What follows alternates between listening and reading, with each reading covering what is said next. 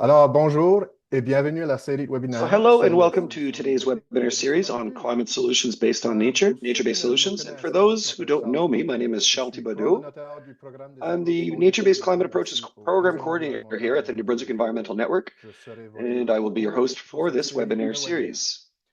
For those who don't know me, my name is Charles Thibodeau, and I'm the Nature-Based Climate Approaches Program Coordinator here at the New Brunswick Environmental Network. I'll be your host for this webinar series. Un rappel que l'interprétation simultanée est Just a reminder disponible. that simultaneous interpretation is available, and if you do need it, choose the icon on the bottom of your toolbar to access it. Simultaneous translation is available. Please select the appropriate interpretation Zoom button on the bottom of your screen. If you do not require translation, please stay here in the main channel. Also, a reminder that this webinar is being recorded and will be shared with participants at the end of the series, along with all the presentations in PDF format.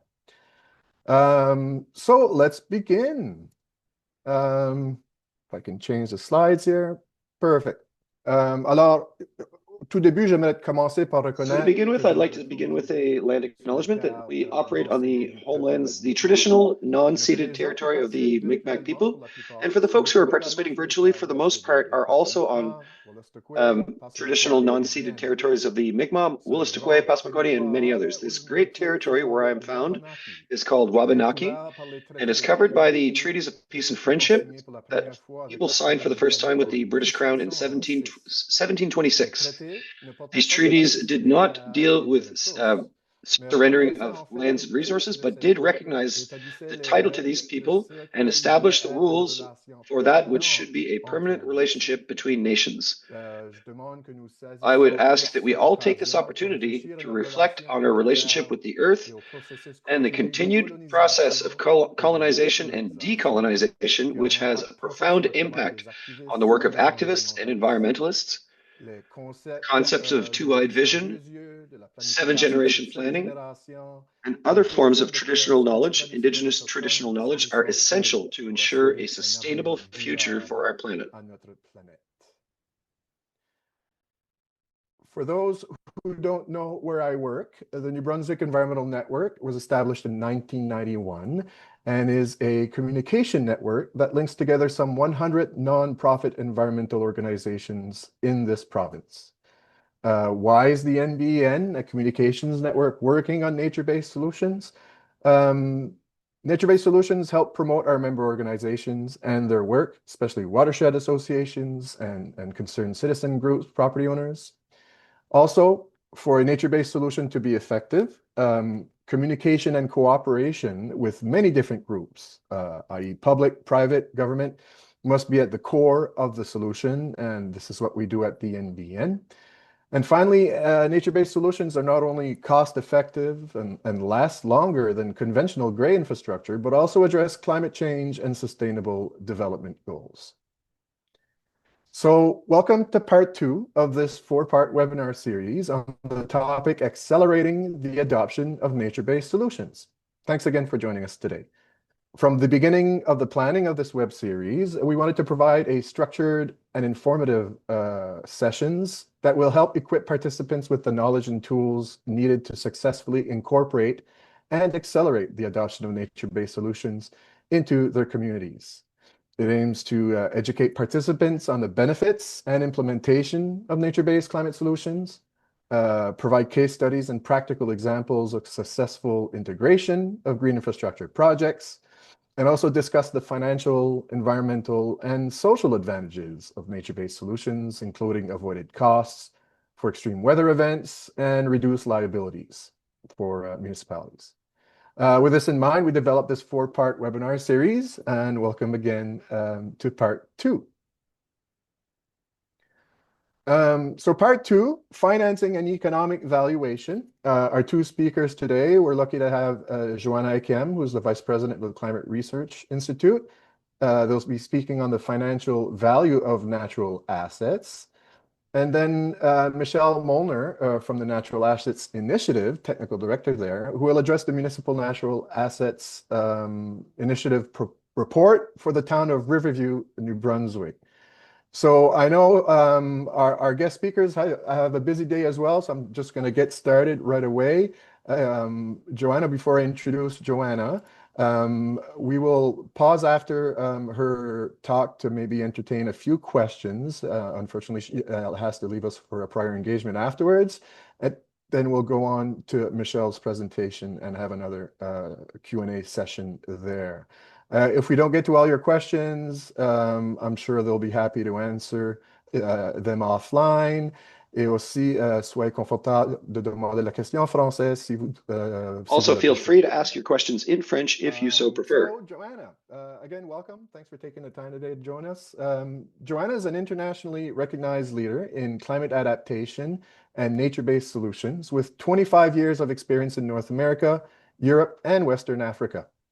Her work at the Climate Risk Institute, a not-for-profit working nationally and internationally, focuses on managing climate risk, including flooding, erosion, and extreme heat, and in particular, working with nature and the financial sector. So again, thanks, Joanna, for joining us today.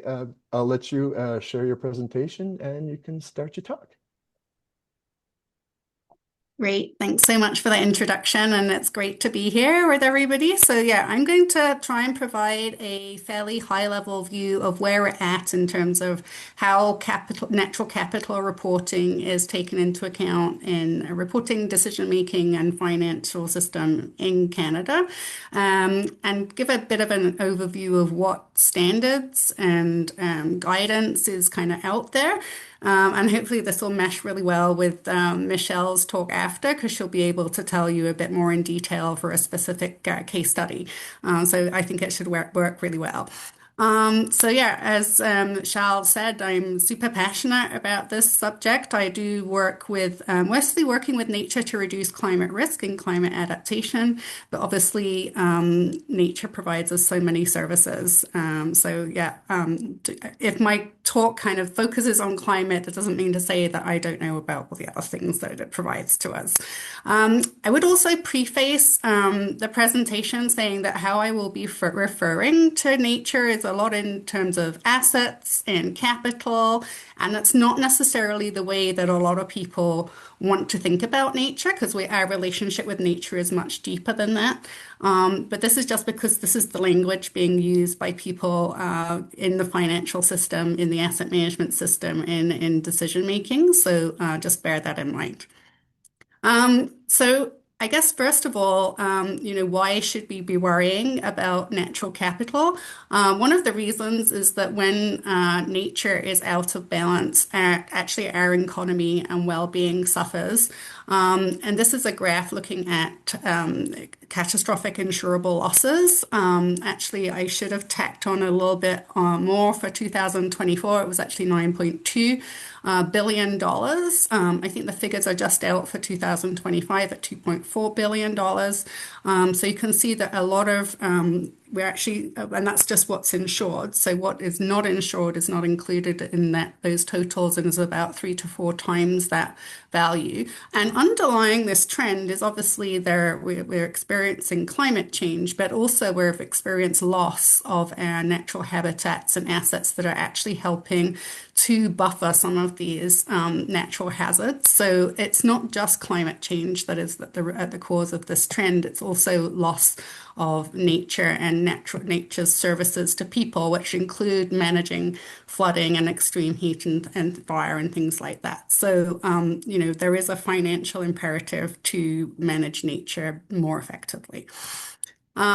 I think the other thing, and if people haven't read, at least maybe the summary of the Dusgupta review, because it's very long, but I think it provides a great viewpoint of how our economy is really embedded in nature and not apart from nature, and we are part of nature. So, I think this kind of nature versus the economy paradigm is really should be at an end. And really, our economy and the resilience of our economy is dependent on nature, and not just on what we think of as the economy as a separate thing in terms of trade and finance and business and those kind of things. So natural infrastructure is actually a superstructure within which we live, is how I tend to think about it. So in terms of my own personal kind of how I come to this work, like one of my principal beliefs is that restoring balance and connection within our natural systems and working with rather than controlling natural processes really is central to our well-being. So a lot of my work has involved, working with natural processes to manage flooding and erosion, extreme heat. I'm a geomorphologist by training, so that's how I'm coming to this. But just kind of reestablishing a little bit more respect and humility and reconnecting with nature, I think is how I'm coming to this conversation. In terms of kind of separating out, some of the different services that are supplied by nature to people, we tend to think about those in terms of provisioning services like things that we get like wood or fresh water, regulation and maintenance services that kind of regulate the system, including temperature, including flood like movement of water, and also cultural services. So thinking about more spiritual connections, aesthetics, that kind of thing. And I think of that a lot because I'm at home at the moment, actually back in the UK, and some of those views that I have known since I was a kid are really valuable to me when I walk through the local park, for example. And then this diagram, actually, I really like this diagram because it's based on the Descartes review, but it also shows how it's not just biodiversity that's important, it's also those abiotic processes. So things like movement of water and sediment that are part of nature that are really important for providing those services. So often when I'm talking, I will talk about nature rather than biodiversity, because I think when we only talk about biodiversity, we're kind of missing off some of those services. And it sometimes is a bit more difficult for people to see how biodiversity connects directly to their well-being. So biodiversity is super important, but there's other things also that nature provides us that we also should be taking into account. Okay, moving on. I think one of the things that is really important is that natural assets and things like rivers and wetlands, they work at different scales, and those scales are landscape scales often. So we're thinking about, in this diagram, the river basins or the coastal cells or landscape. But in terms of how we manage ourselves, often we've been focused more at kind of buildings or community level. So in terms of standards and how we structure our governance, often we're focusing on those kind of municipal levels. But what we're seeing really, particularly in the last few years, actually is emergence of standards and kind of best practices that really speak to that more regional scale and larger investment frameworks. And that's like ecological corridors, for example. And that's really important because we need to work at the natural system scale. It's not the same across all provinces in Canada. So some provinces like Ontario, for example, have had conservation authorities at the watershed scale since 52. So they've been doing a lot of work at the river basin scale, but that is the scale that we want to see more work happen at in terms of managing flood risk, for example. So in terms of what is happening at a national level, hopefully most people have heard of the census of environment. So the federal government is working on essentially on our natural capital accounts, and they have work starting on large urban areas. I think there's just been data published about ocean and coastal system accounts.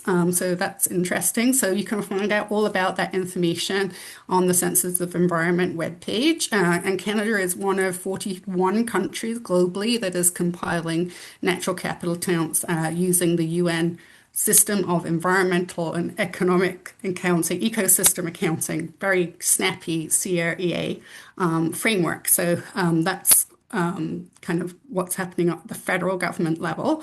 And what they are able to do is also produce through that data, which is actually publicly accessible. And I know some municipalities like Montreal are actually using that data directly for their own analysis of tree canopy, for example.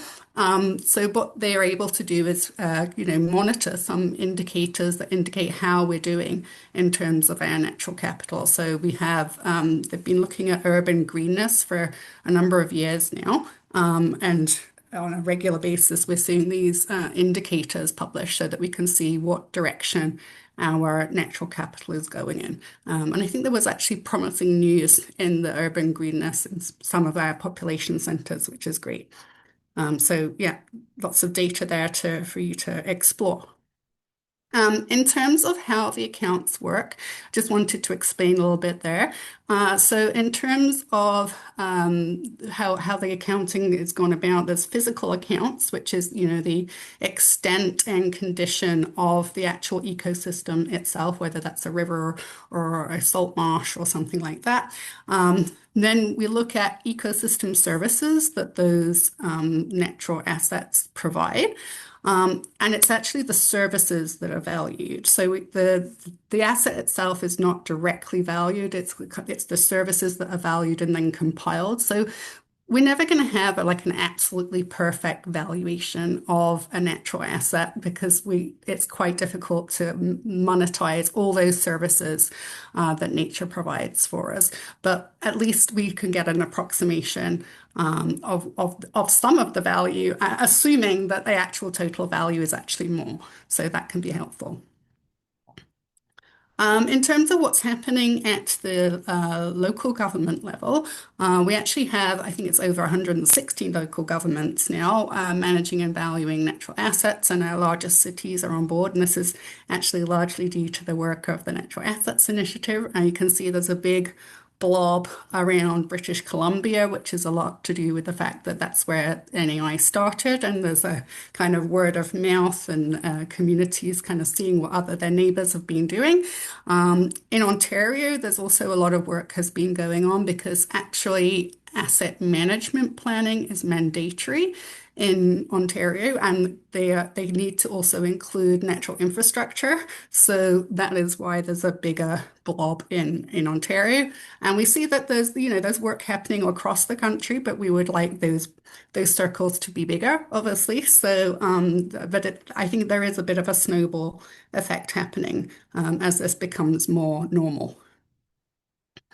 Just a bit of a side also to say that it's not only at the kind of local community level that this work is going on. So we actually have, NAI have actually done a lot of work at the watershed level. So trying to bring natural asset management to that natural system of scale of working, which is really great. And they've also done some work within First Nations communities as well. So I think, just kind to inventory and document and record those services that are valuable is the first step to help us managing them better. And obviously, if we can do that at the watershed scale, that is even better. And then some of the work that we've been doing, oh, sorry, let's get rid of that. I thought I said, hopefully that didn't interrupt too much. So some of the work we've been doing recently has been also to try and kind of make it clear how people can start reflect some of this work in their financial reporting. We basically came together with a lot of CFOs and accountants and kind of people working on natural capital in a financial kind of like accounting kind of work that they're doing. And we've come up with this guidance that shows how, it's not just a kind of yes, we put it in or no, we don't. There's actually, you can actually start from somewhere and then build up your reporting on your natural assets in financial reports as you go along. Really, there's no standards. It's all voluntary at the moment, so it's a great time to get started. And actually, so this step-by-step approach, it shows how 6 different indicators or metrics about natural capital can be included in financial reports. That includes the types or classes of natural asset that people have within the jurisdiction, the extent of those ideally with maps, because I think that's very tangible, so that we can see if we are losing areas where those areas were. The condition of our natural assets, the ecosystem services they're providing to people, and then the financial value of those ecosystem services. We've also included replacement costs because that is actually what is used in asset management, and we obviously want financial reporting and asset management planning to mesh together. And I think the important thing is that, a lot of the work that's going on at the moment is to establish a baseline, but actually what is going to be important is disclosing change, because what we want to see is the value of our natural assets or the extent of our natural assets going up and not down. So I think the disclosure of change is very important. There's an opportunity to prioritize certain classes of natural asset first so that you can get started on, for example, wetlands, if you've already got a lot of data on wetlands, or you can also prioritize different services. For example, if people are very interested in stormwater management or tree canopy kind of shading, you can also prioritize different services. So that's a little bit of an overview of that guide, which is freely available, and advise people to read that. And then I have one more slide, I think. Sorry, I'm having a bit of a trouble. Oh, there we go. So these QR codes lead people to those reports. They're available in English and in French. And I think the aim or the use of this information is obviously looking at asset management planning, so how we're managing our existing assets, but also in option appraisal, like where we're taking economic decisions or where we're looking at investing or whether we're kind of putting forward funding applications. It's a way of valuing what we anticipate as the benefits, for example, of those applications. So I think there's a lot of different, it's not just the existing, but also planning for future natural infrastructure projects as well.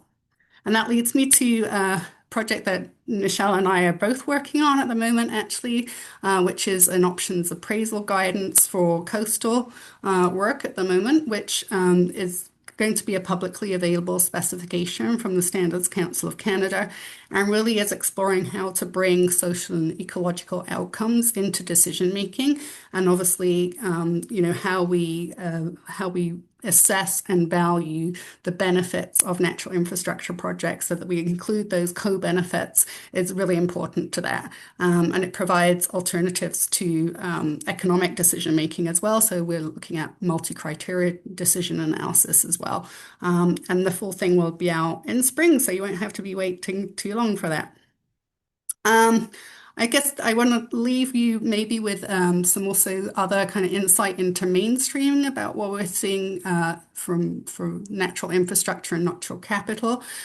So we're seeing people like the policy organizations like C.D. Howe Institute, I'd say Policy Options as well. We've published several articles about natural capital and natural infrastructure recently.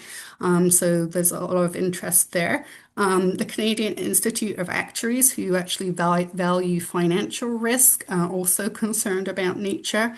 So I think that's a good indication that they are interested. And then recently, the National Infrastructure Assessment, one of the the first key goal key recommendation was to make the most of built and natural infrastructure. So we can see that natural infrastructure and natural capital is infiltrating into kind of more mainstream rather than just being a little side thing that we're working on. There's also, this is a big slide, so I hope we'll make these available after the presentation, but there's a lot of work going on in standards. You probably have seen 3 ISO standards all out recently in 2025 for natural capital accounting, biodiversity and strategy and operations of organizations. That's similar to the TNFD work, and also biodiversity net gain. So those are ISO standards.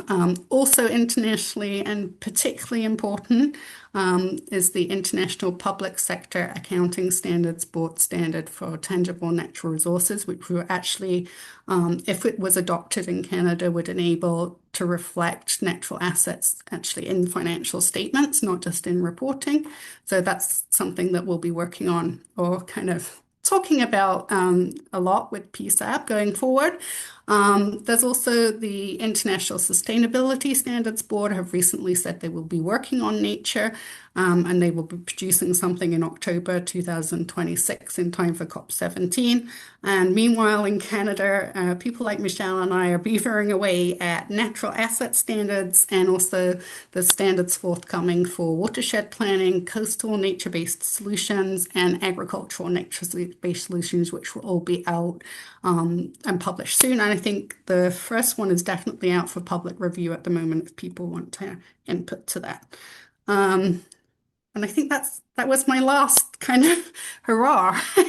Sorry, I signed off that one pretty briefly, but so yeah, if anybody has any questions about any of that, I would be happy to take any questions. Et si vous avez des questions en français, je suis à l'aise à répondre en français And if you aussi. do have questions in French, I'm comfortable answering in French as well. Merci beaucoup, Joanna. I have a Thank you very much, Joanna. question. You mentioned Ontario, that big bubble, that big number of. I'm wondering if, okay, Ontario is the only province that has kind of legislated the municipalities to do this inventory, and I'm wondering if there's other noise coming from other provinces that might look at legislating that or promoting that. Yes, so Ontario is I believe is the only province that has made asset management planning mandatory. I think there's guidance in other provinces, but it's not a have to. It's kind of a please do this. So Right. I think it would be great actually this for the National Infrastructure Assessment, which is looking at, the problem of aging infrastructure and housing enabling infrastructure, including water infrastructure, was a similar message about asset management planning. So planning in the long term and the financial planning that goes with that is really important for infrastructure because otherwise we have just been kind of pushing investment down the line and to later, and later has come now, and we're kind of stuck with quite aging infrastructure in terms of grey infrastructure as well. So I think that asset Right. management planning push is really important. And I would say the public sector accounting board too. I mean, once that gets done, it might encourage municipalities to look at it with a different motivation as well. But yeah, thank you for that. Are there other questions for Joanna? If not, thanks again. We'll let you go to your next meeting, and I'll start sharing my presentation again. Thanks for joining us, Joanna.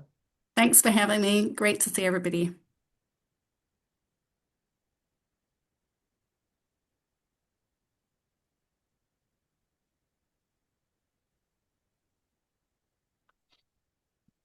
All righty. Now it's Michelle's turn. So I have a brief introduction here. Michelle is the technical director of the Natural Assets Initiative. She has over 15 years of experience in ecological economics and interdisciplinary research with a focus on conserving natural systems through valuation, policy analysis, and public outreach. She has led and managed cross-functional teams, authored natural capital valuation reports, served as past president of the Canadian Society of Ecological Economics, and was the lead author of the Ecosystem Services chapter in Environment and Climate Change Canada's Canada in a Changing Climate, National Issues Report. Michelle, if you can start sharing your presentation, I'm looking forward to hearing your talk today.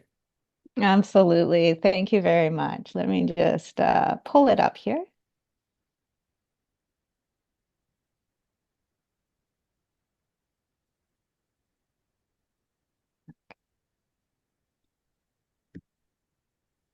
Can you see that okay? Yeah, perfect. Wonderful. Great. Well, thank you very much for that introduction and the invitation to join you today. I'm joining you from Nova Scotia, specifically a very small village called Bear River that's within the traditional territory of the Bear River First Nations. So I definitely appreciate being a guest on this land and learning more about it every day. Today, I've been asked to present on a project that we completed in Riverview, New Brunswick. This was one of our early projects at the Natural Assets Initiative. It ran from about 2019 to 2020. Nonetheless, I think its findings and its approach remain relevant today. So just before diving into the project itself, I should introduce the Natural Assets Initiative. We're a nonprofit organization that's made up of a small team and a board of directors. And the impetus really is we recognize that nature is one of our most vital infrastructure assets. So natural assets, think of forests, wetlands, perhaps open green space, contribute to delivering essential services that we rely on every day. Services like clean drinking water, clean air, and flood management. They're also central to any climate resilient infrastructure system. So we need to treat our natural assets as core infrastructure. To that end, NAI helps municipalities to identify, measure, and value the local services that their natural assets provide. And in turn, that really helps municipalities to properly account for them when they're planning and managing their infrastructure. As Joanne mentioned, to date, we've worked with over 150 communities across Canada, from coast to coast to coast, really demonstrating that the natural asset management approach is replicable and scalable. All right, with that, let me talk about this project in Riverview. The project itself was initiated by the Southeast Regional Service Commission, and it was completed in partnership with the town of Riverview. The town was really interested in exploring how to protect and enhance natural assets in a large development area that was proposed for the Mill Creek watershed. That happened to be adjacent to a park. And we really were looking at the value of stormwater management services provided by the existing wetlands. And we based that estimate on the cost of replacing the same level of service with stormwater management ponds or wetlands. So if you lost your natural assets, had to replace them with built assets, what would that cost you? Riverview, like many communities, faced with some common challenges. So development pressure, raising stormwater demands, and aging infrastructure. All of that against the backdrop of climate change. So the project sought to help the town to better identify, understand, inventory value, and plan for the management of their natural assets. We're particularly focused on wetlands and forests, and their role in providing those stormwater management services that would otherwise require engineered infrastructure. So this involved testing the hypothesis that natural asset management can enhance environmental protection while resulting in municipal cost savings. So definitely that dual goal. So the first essential step was to develop a natural asset inventory of the Mill Creek watershed, to understand the extent, the type, the location, and the condition of the natural assets. Probably similar to what you're doing with your built and engineered infrastructure. So to do that, we mapped wetlands, riparian zones, and forested areas and classified their condition. So we ranked them as fair, good, or poor. And we really had that focus, as I've mentioned, on stormwater attenuation and flood mitigation. So the images on the left-hand side of this screen come from the project report. It's available on our website. The upper one is a snapshot of the inventory, and the bottom one is a screenshot of the inventory map that really shows where the natural assets are located in the community and what their condition is.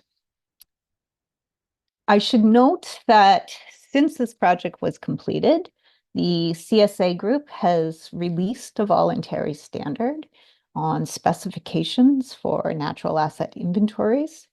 The standard really provides that first step towards standardization of a natural asset management approach by defining minimum requirements for the development and reporting of a natural asset inventory. So nice to see that we're starting to get some standards there. So the service assessment was an important first step. We really were looking primarily at 4 connected wetlands. We utilized the freely available HMS hydrologic model to inform service levels that are being provided by those natural assets. So the model ran precipitation events that aligned with minor and major systems design criteria. This was an important regulation for us to meet. We also assessed the relevant benefits of natural assets under either upper watershed forest harvesting as well as climate scenarios. So we looked at the role of natural assets in a range of scenarios. What we found was that natural assets do indeed reduce peak flows, improve water retention. The climate change scenarios that looked at increased rainfall and development pressure showed the ability of natural assets to continue service provision under increased demand levels. So unlike a pipe, which has a very fixed capacity, natural assets have a bit more flexibility there.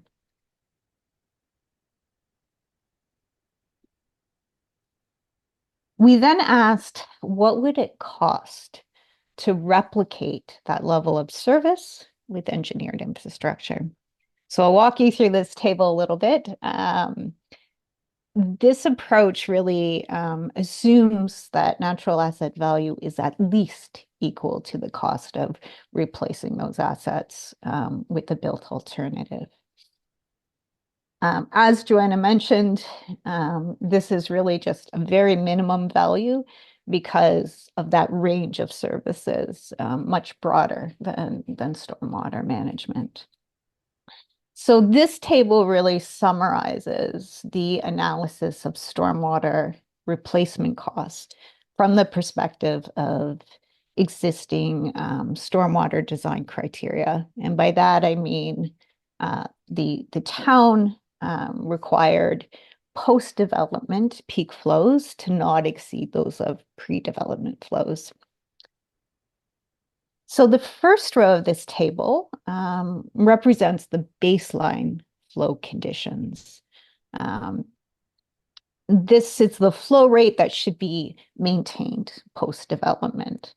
The second row of the table is based on the same return period. In this case, it's a 5-year return period, land cover, and climate conditions, but assumes that the 4 wetlands are removed. So you'll see the surface area drop, the storage capacity drop once you remove those wetlands.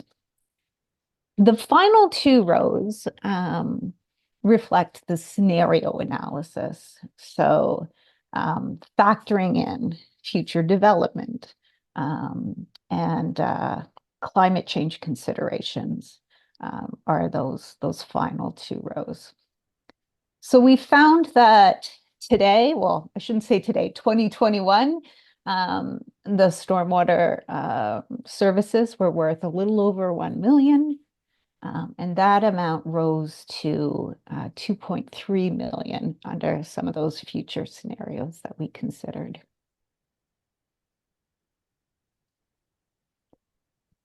We wrapped up with a range of planning and management recommendations. The modeling and valuation work really provided that business case for actively managing the wetlands and the forested areas to ensure they continue to provide those services indefinitely. And doing so, the town can avoid the capital cost of building, and then, of course, the ongoing operations, management, maintenance of those stormwater services. So we provided a few recommendations to the town. First, start with protecting what you have. So protect those existing natural assets through bylaws, through zoning and municipal planning. To monitor asset condition and performance over time to really set you up for adaptive management, and to integrate natural asset management into long-term asset management plans. The key insights coming out of this project included that wetlands and forests can replace or complement existing engineered infrastructure, that services actually increase in value with urban growth and climate change. And planning for natural assets enhances resilience, biodiversity, and cost savings. And I thought, just before wrapping up, I'd flag an update since this project. Riverview has received funding from the Canada Housing and Infrastructure Fund to build a naturalized pond in Mill Creek. This will reduce local flood risk, accommodate about 1,000 new housing units, support the municipal goals of developing or promoting affordability and density, and improve environmental outcomes that enhance water quality, support biodiversity, and reduce erosion. So construction of the naturalized pond began last spring and is now complete. And I think that's it. So happy to answer any questions. Thank you so much, Michelle. Yeah, listening to both speakers today and last week as well, and working in this field for quite a long time now, it's becoming more and more obvious that working with nature is a lot easier and can save a lot of headaches than working against it and just building a cement wall here and there. Thank you for this. Also of interest to folks here that every summer we plan site visits to nature-based solutions and infrastructure projects. So we're hopefully going to be organizing something in Riverview this year. So this is a nice preamble to that. There was a question in chat. Let me see if I can find it from Ali Giroux here. Maybe you answered it already, but how do you base your condition classification? Are you using indicators to get that classification? If so, what indicators? I think that was for the fair, poor, and good. Right. We generally try to align it with the scales that communities are using already for their built assets. In this case, we based the metrics on permeability of the site, the number of roads within the area. So we wanted to understand not just the biophysical ability of your natural assets, but also what's influencing it around. So if it was a natural wetland next to, let's say, a forest, it received a higher rating than a natural wetland next to an airport, say. Okay. Thanks for that clarification. if there aren't any questions, I'll start sharing my deck again, and we can wrap up a little bit here. I'm stalling as I find the right buttons to push. I think that's it. Sharing now. Wonderful. So today's webinar was focused on financing and economic valuation. Both Joanna and Michelle have showed us the importance, public-private partnerships, ecosystem services, and how to incorporate nature-based solutions into cost-benefit analysis to show long-term savings for communities and increase climate resiliency. I hope you can join us next week for part 3, where we'll be addressing community engagement and co-creation. Our 2 speakers there will be Michelle Saka from the Simon Fraser University, what is it called, their Action on Climate team, and also Louisa Dongo from Nova Scotia, Caprivian Strip. She'll present their work on using participatory planning to co-design nature-based solutions with communities and stakeholders. Before we leave the subject of financing and economic valuation, I'd like to highlight some of the work being done right here at the NBEN. If you get a chance, take a look at our naturalinfrastructure.nb website. This site is designed to build capacity among stakeholders to use natural and nature-based approaches to adapt to climate change. You can find past webinar recordings there, case studies, and also NBEN's benefit cost analysis tool. This tool is intended to help planners, engineers, elected officials, and other municipal and provincial decision makers approximate the benefits and costs for nature-based climate solution projects. I believe all that information is in the chat now. If you want to look at the website or send me a question, you're more than welcome to do so. Also, if you haven't already done so, follow us on our social media, register for our next week's event, part 3 of this 4-part webinar series. Like I said, community engagement and co-creation. The registration links should be in the chat now. And finally, un gros merci à Patrick Murphy pour son travail d'interprétation aujourd'hui. Great big thank you to Patrick Murphy for his interpretation work and the other members of our team, Paul Gregory from Nature Canada, Adam Cheeseman from Nature NB, both co-organizers of this event, my colleagues, Nat Gauguin, and I missed the other one for their technical help, and all other speakers and participants who joined us today. Thank you also to the Environmental Fund of New Brunswick that renders this whole event possible, as well as the ELG, Intergovernmental Affairs, for their support, financial support, and otherwise. So thank you, everybody, and we'll see you all next week.